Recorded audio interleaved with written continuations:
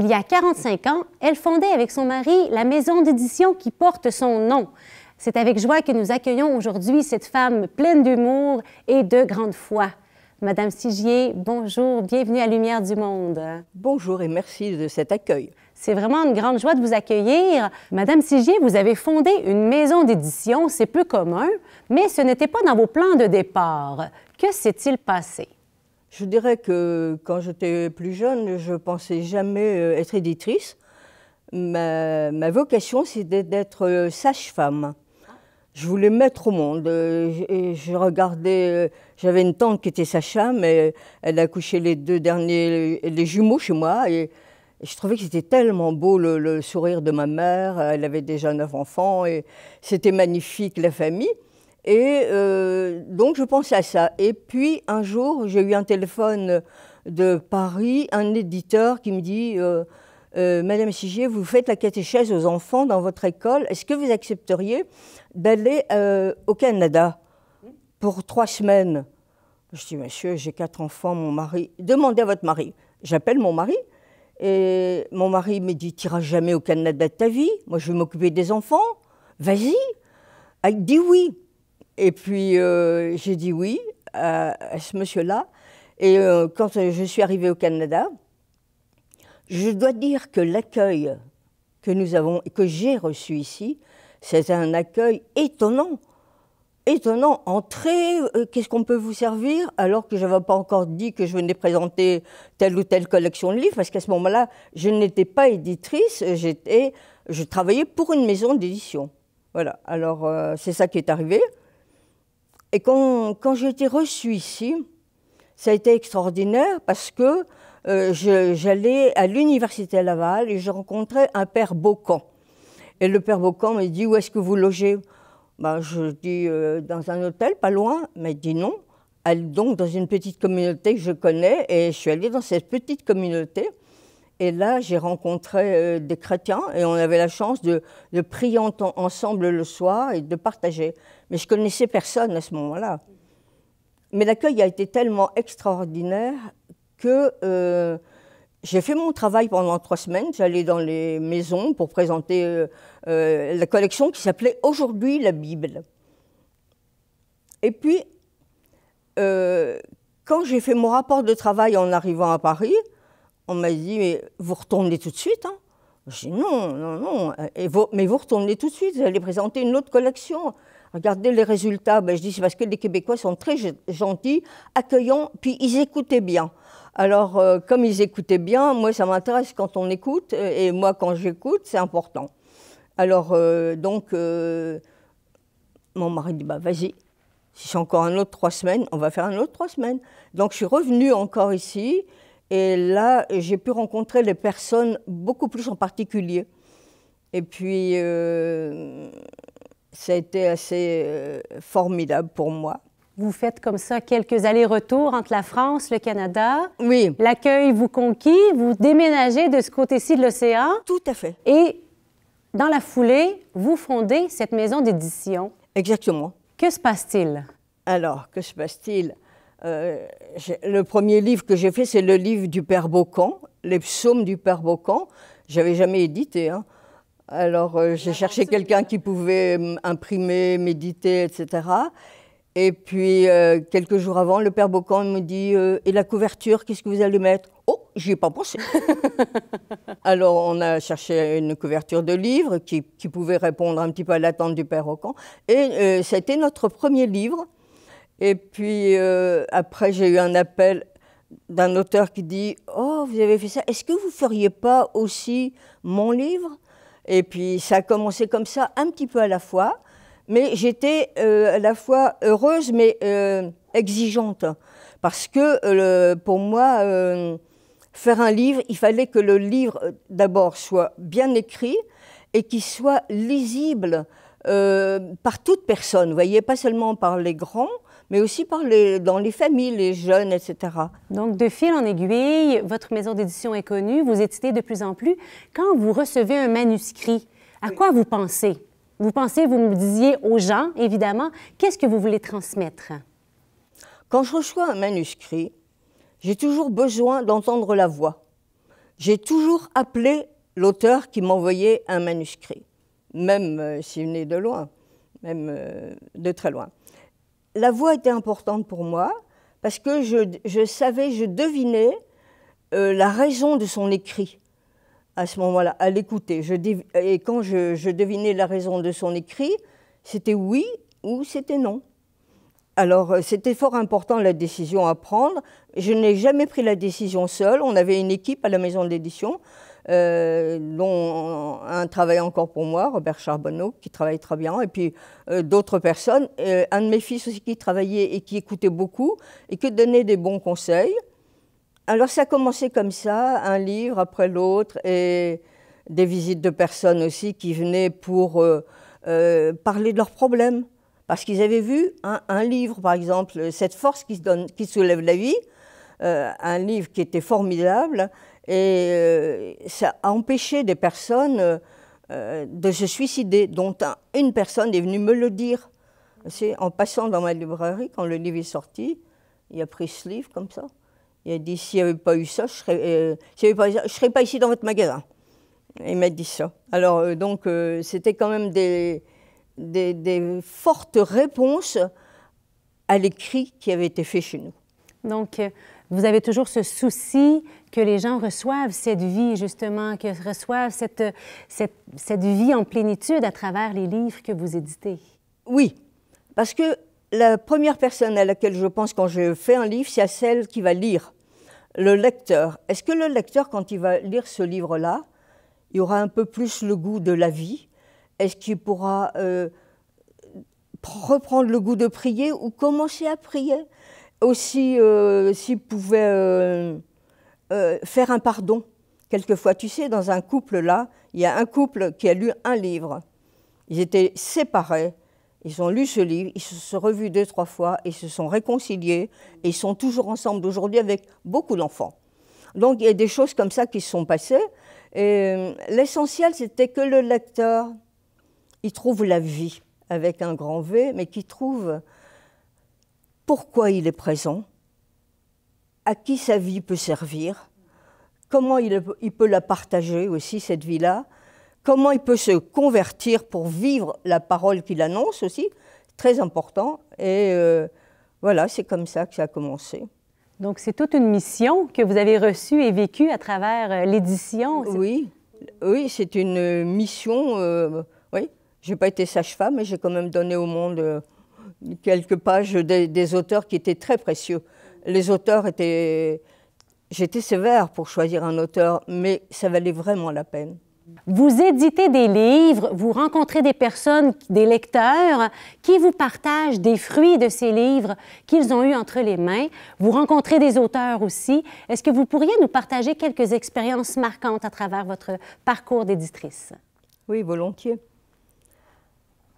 Un jour, une dame arrive dans mon bureau avec une toute petite fille dans les bras. Elle ne demande pas de rendez-vous à personne. Elle a demandé à l'entrée où est le bureau de Madame Siget. Elle arrive dans mon bureau. Elle me regarde et elle me dit « Madame, je viens vous présenter ma fille. » Alors, je regarde la petite fille, je dis « Elle est belle. » « Oui, mais je vais vous expliquer quelque chose. » Elle dit « J'étais dans le bureau du médecin qui allait me faire avorter. C'était ma demande de me faire avorter. Et en attendant, il y avait dans ce bureau-là plein de livres. J'ai pris un livre au hasard, je l'ai ouvert, j'ai lu. On parlait de la famille, de l'enfant, du bonheur, de la tendresse, ce que je n'avais jamais eu, me dit-elle. Et puis, moi j'étais enceinte, et puis je ne pouvais pas être enceinte vu ma situation. Je lis ce livre. Ce livre m'a bouleversée. Je me suis levée, j'ai été voir la secrétaire du médecin, j'ai dit enlevez, je ne me ferai pas avorter. Mais enfin, madame, votre rendez-vous est pris, là, là. Je n'irai pas, je paierai ce qu'il faut pour les frais que vous avez eus, mais je ne me fais pas avorter. Et elle me dit, et je viens vous présenter ma petite fille. Mais j'ai dit, mais pourquoi? Parce que le livre que j'ai lu, j'ai cherché qui avait fait ce livre. J'ai vu le nom de l'auteur et j'ai vu le nom de la maison d'édition. J'ai dit, il faut que j'aille voir. Il faut que j'aille voir. Parce que comment ça se fait que des personnes écrivent et me disent « non, tu n'avorteras pas ». C'était quand même extraordinaire. Alors, elle dit, pour moi, il y avait des phrases dans ce livre. Alors, j'ai demandé le nom de l'auteur, et c'était un livre du père Yves Girard. Et puis, le nom de la maison d'édition, elle l'avait trouvé. Et le nom de la petite fille, c'était un très beau nom aussi, Daniel. Et la naissance de cet enfant-là a bouleversé la vie de cette dame. Elle a quitté tout ce qui était politique et elle s'est occupée de son enfant. Et elle en a eu après. Elle me l'a dit. Alors, oui, c'était très intéressant. Un autre jour, une dame vient me voir. Elle dit, vous ne pourriez pas me dire où je trouverais un livre pour quelqu'un qui souffre beaucoup parce qu'il y a eu un drame dans sa famille? J'ai dit, peut-être le drame. Oui, le drame, elle dit, c'est que ma fille s'est suicidée.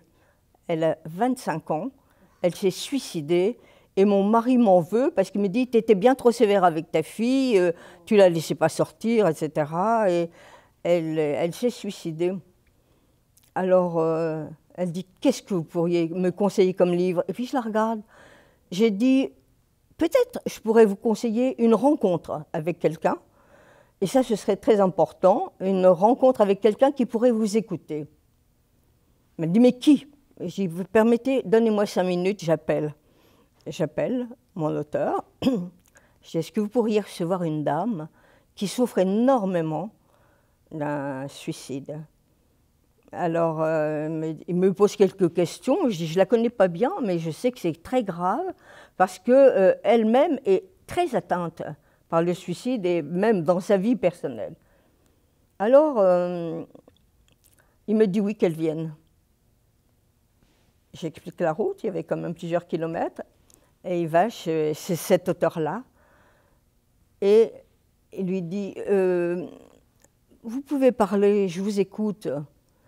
Il lui a dit gentiment, je vous écoute. Et puis là, elle s'est mise à raconter comment sa fille s'était suicidée, elle était sévère, etc. Bon, elle s'est jetée, puis elle est morte. Et des gens lui ont dit, mais vous savez, quelqu'un qui suicide, ça va en enfer. Hein. On lui a dit ça à elle. Et puis, ce sera fini pour votre vie et tout ça. Et puis, le père qui l'écoute, il écoute, il écoute et il écoute. Et il lui dit, vous avez bien une photo de cet enfant-là, madame. C'est extraordinaire ce qui s'est passé là. Puisqu'elle me l'a raconté après. Pourquoi il veut la photo de ma fille? J'avais une photo de ma petite fille, qui avait 25 ans, mais elle avait une vingtaine d'années à ce moment-là. Et puis, il regarde la photo, il regarde la maman. Mais c'est au ciel, cet enfant-là, madame. Alors cette phrase-là, ça a complètement enlevé ce stress qu'elle avait en elle, et puis cette culpabilité. C'est terrible, la culpabilité. Donc, c'est au ciel, cet enfant-là. Ça veut dire que tout ce qu'elle avait fait pour sa fille, ça avait quand même porté des fruits. Alors, vous connaissiez bien vos auteurs, donc vous pouviez être un bon trait d'union entre les personnes oui. et leurs besoins et les personnes qui pouvaient être là pour les accueillir, les écouter. Voilà. C'est magnifique. Mais vous savez ce qu'elle a fait, cette dame? Elle est allée voir pendant longtemps toutes les familles où il y avait eu un suicide. Elle leur a parlé. Elle avait les mots, elle avait reçu la parole. La parole est féconde hein, quand elle est donnée en vérité. Et cette parole-là l'a aidée à aider plusieurs autres personnes qui avaient vécu un suicide. Donc pour moi, c'était très, très important. Et dans les rues de Paris, vous rencontrez un jeune homme dont la vie sera bouleversée par une démarche tout à fait particulière pour un SDF, oui. un sans-abri. Je m'en allais chez Casterman parce que c'est un éditeur, je voulais le rencontrer. Et place Furstenberg, avant d'arriver, j'entends de la belle musique. Belle musique. Je regarde et je vois un jeune qui jouait un instrument que je ne connaissais pas. Je lui dis, qu'est-ce que c'est cet instrument de musique? Il me regarde et il me dit un poème. Alors je dis, oui, c'est beau votre poème, mais l'instrument de musique, c'est quoi, s'il vous plaît? Et là, il me dit un autre poème en me regardant. Et il me dit, Madame, j'ai entendu que vous alliez chez Casterman, dont vous connaissez certainement les lettres, la poésie. Les poèmes sont de moi. Et l'instrument de musique, c'est une épinette des Vosges. Je dis, j'ai jamais entendu ça. Alors il me parle un peu de son épinette, etc. Et je lui dis, comment vous vous appelez? Je m'appelle Éric Boyer. Et je dis, mais qu'est-ce que vous faites dans la vie? Ben, vous voyez ce que je fais. Hein. Je suis là dans les rues, je chante, je bois. Et j'essaie de vivre. On me laisse coucher toujours au même endroit. Les policiers savent que c'est moi. J'ai mon duvet, mon épinette. Je couche dans les bois la nuit, même quand il fait froid. Et puis, voilà. Et je le regarde. Et je lui dis, quand vous aurez assez de poèmes, envoyez-les-moi. Mais madame, j'ai pas de sous. Non, regardez, je vais vous donner l'adresse, etc. Et puis, j'ai reçu ces livres.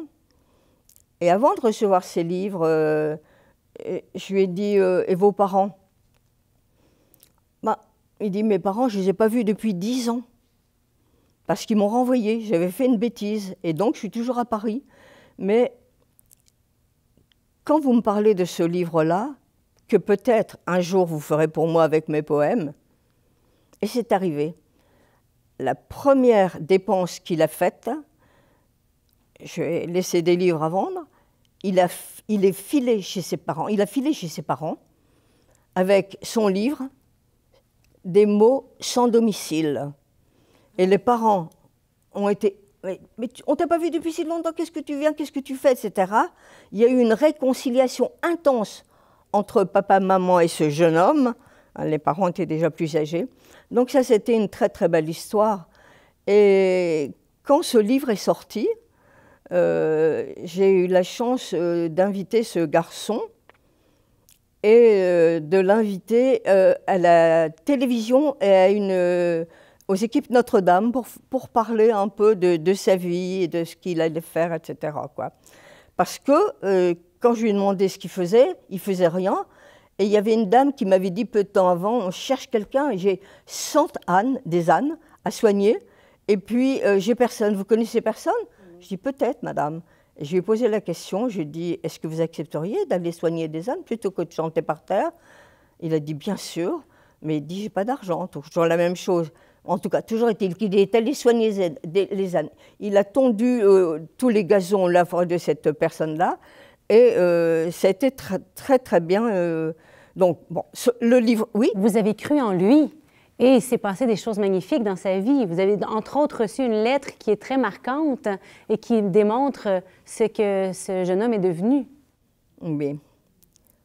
Je l'ai regardé et je l'ai écouté. J'ai senti en lui à la fois une tristesse énorme, mais aussi quelque part une espérance. Parler à quelqu'un, pour lui, c'était une espérance. Donc, parler de dire ses poèmes et de voir que je les recevais bien, il était heureux. Et bon, en tout cas, toujours est-il que plus tard, j'ai reçu un paquet avec des poèmes d'Éric Boyer. Je les ai lus, bien sûr, tous. Et puis, j'ai décidé de publier son livre-là. Et c'est pour ça que, quand je suis allée à Paris, je l'ai édité, il est passé à la télé, il est passé à la radio. Et les mots qu'il écrivait étaient tellement forts, prenants, simples, que j'ai reçu une lettre du maire de Paris, dire un peu ce qu'il disait. C'était Jacques Chirac, qui après était président. Est devenu président. Est devenu président, et puis il m'écrivait ces mots. Un sincère merci à vous qui m'avez pensé m'offrir ce livre-là, des mots sans domicile. Un très beau et très poignant recueil de poèmes d'Éric Boyer, baladin de la rue, plutôt que de dire clochard, c'est gentil, que vous publiez aujourd'hui. J'en ai été touchée. Éric Boyer nous livre ici, avec son cœur et ses mots, simples, sensibles, pudiques, forts et dignes. Il nous dit sa solitude, sa souffrance, sa profonde détresse, son angoisse pour demain, sa soif de chaleur et d'amour, il n'y avait pas. D'un autre regard porté sur ces milliers d'exclus que la vie, notre monde, si dur et si cruel, ont frappé en plein fouet et laissé au bord du chemin, c'est beau, car Éric Boyer écrit magnifiquement, il est bouleversant, j'en étais profondément ému, Jacques Chirac, hein, sincèrement encore, un grand merci et croyez, chère madame, à mon bien cordial souvenir, Jacques Chirac. Donc cet homme a été touché vraiment par... Ce jeune homme que personne ne considérait, vous lui avez donné une voix, vous lui avez donné des pages pour exprimer son cœur. Oui. Et c'est cette chaleur qu'il a reçue, qu'il a pu partager à son tour. Et ce jeune homme, vous me disiez qu'il a même été jusqu'à devenir chanteur à l'opéra. Alors ce jeune homme-là, Éric Boyer, il chantait bien, mais il parlait bien aussi, il disait parfois des poèmes. Et il a été invité par une personne à aller pas loin de Paris et chanter là. Mais il dit, mais comment je vais gagner ma vie? Vous continuez à chanter et puis vous gagnerez votre vie comme ça. Ils lui ont trouvé une petite chambre, pas loin de Paris. Et puis il a continué à chanter et à partager. Et pour moi, c'était très important qu'il m'appelait, il me le disait. Tous les soirs de Noël, depuis que je l'ai rencontré, il y a très longtemps, il nous appelle, mon mari et moi, pour dire sa joie. Et dernièrement, il m'a appelé et il m'a dit, je dois vous communiquer quelque chose. Quand je suis près de la cathédrale et que je chante, il y a une dame qui est une artiste qui est passée, qui a dit, venez chanter chez moi. Et de fil en aiguille, aujourd'hui, il fait partie d'un orchestre. Il chante, lui, le gamin de la rue, là, il chante dans un orchestre, il est très apprécié. Et ce qu'il fait aussi, mais c'est formidable, hein, il m'a dit ça, et c'est vrai, il va voir très souvent les gens de la rue assis par terre, et il leur explique comment la vie, elle peut être transformée par un regard, par un partage, par voilà, les gens qui réagissent à son livre, etc. Et puis là, et maintenant, il chante dans un orchestre, mais il continue. Il a dit, je ne veux pas quitter ma place, à chanter le soir près de la cathédrale. Mais je ne bois plus, madame. Alors, mais c'était comme intéressant, sa vie, il dit, je suis toujours seule, mais ma vie, elle est partagée et elle est assurée aussi par l'amour des personnes qui me regardent et qui écoutent. Je les sens. Alors là, pour moi, c'est important. Éric Boyer, c'est important. Et la réconciliation avec ses parents, très important aussi. Noël est à nos portes. Ça s'en vient tout bientôt. Vous me disiez que souvent, ces temps-ci, à la radio, à la télévision, un peu partout, on entend parler du temps des fêtes. Mais vous trouvez que c'est le temps qu'on commence à parler de Noël, hein, qui est quand même le cœur du temps de ce temps de réjouissance, du temps des fêtes. Qu'est-ce que l'esprit de Noël pour vous, Madame Sigier?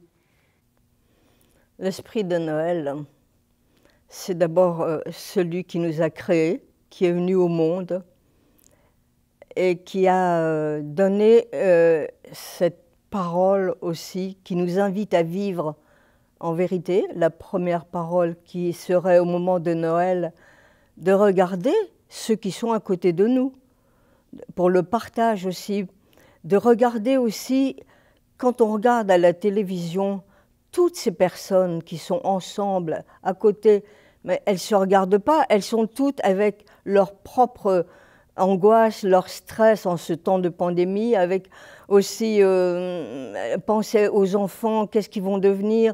Il y a une question, mais il y a une réponse. La réponse, elle est courte. La réponse, à mon avis, c'est la présence.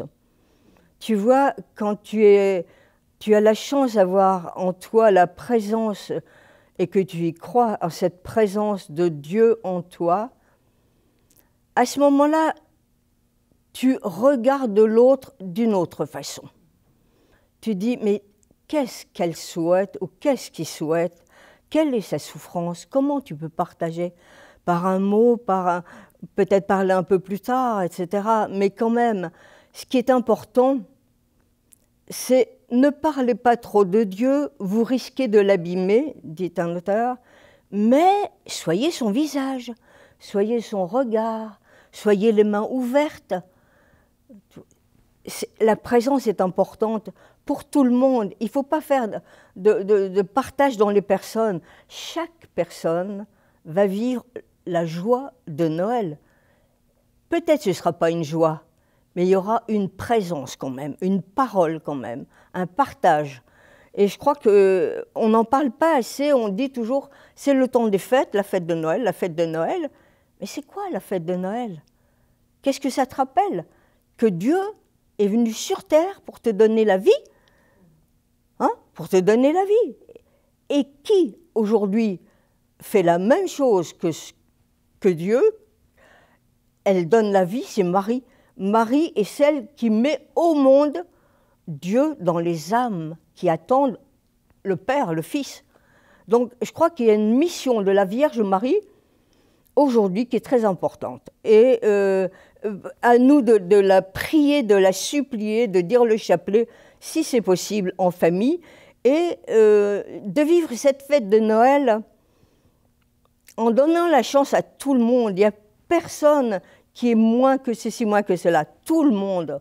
On a tous besoin de Dieu, de sa parole, de son encouragement, de son espérance aussi, de la foi en lui, si c'est possible, et puis du partage.